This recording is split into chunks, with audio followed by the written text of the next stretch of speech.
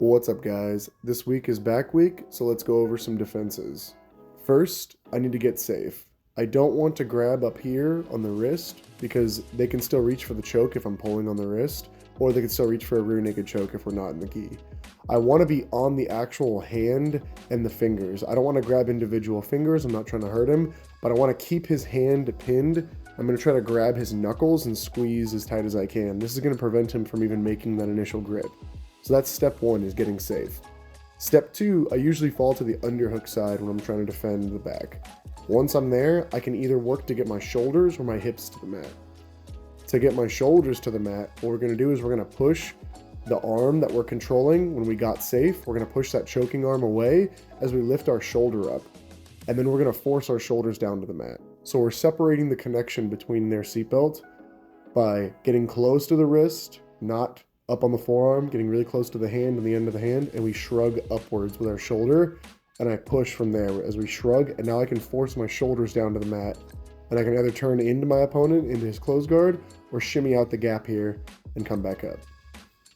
So one more time for this one. Step one is get safe, which means I control the top arm, and I don't pull on the wrist. I grab really close down to the hand, the knuckles, and the fingers. Once both hands are collecting there, I fall to the underhook side. I shrug my shoulder upwards, the one that's got the arm overhead. I shrug the shoulder up and I push the hand off. When the hands disconnect, I start running my shoulders back to the mat, and I can either turn into him and come up to close guard like this, or I can try to shrimp backwards into half guard as I try to run up on top into mount. Now, as I said at the beginning, it's either getting my shoulders to the mat or the hips to the mat. Here, I'm going to work on getting my hips down to the mat. As he tries to keep his hooks, and he's doing that downwards pressure with his heels, he's curling his heels in and pinching his knees, it's going to be hard to force his foot to the mat. So once I get safe, I use my free hand and I grab the top of his foot, and I'm going to pull it up straight towards my chest. And that's going to remove the pressure. And now I drive my hips into it, and now this is what allows me to start scooching my hips out to the side. Now we can try to work once I'm on the outside, getting my arm under both legs and coming up on this little double leg. He's going to be pulling his heel down. So what we're going to do is grab his foot and pull it sideways. It's going to remove the pressure. He's fighting in the AB direction. I'm fighting in the CD direction, right? He's fighting up, down. I'm fighting left, right. So I get safe. That's always step one. I keep the hand there once I'm safe, and I grab the top of his foot. I don't want to grab the heel. I want to grab the top of it, and I pull it towards my chest, and now I drive my hips into his calf really hard. As I walk to the side, it does this rubber band effect where it kind of flicks his leg out to the side. And now again, we can work on getting our arms under our opponent's legs and turning up into him on this little double leg.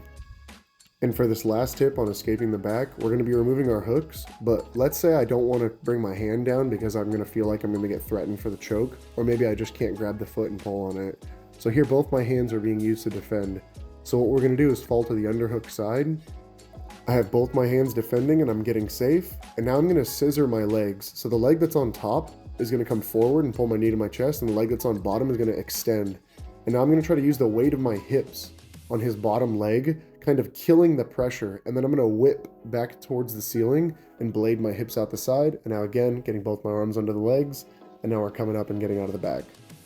So again, get safe is always step one. I fall to the underhook side. And whether it's not working grabbing his feet, or maybe he's just threatening the choke so much that I can't afford to use one of my hands on the feet, so I scissor my legs as I go belly down, and as I feel him try to follow a little bit, I'm going to whip my hips back and blade them out the gap there. And now as I'm coming out the gap, we do that same wrestle up and we're through. These were some escapes from the back because this is back week. Later this week, I'll be posting some of my favorite attacks from the back and some of my favorite entries. Till next time, let's get it.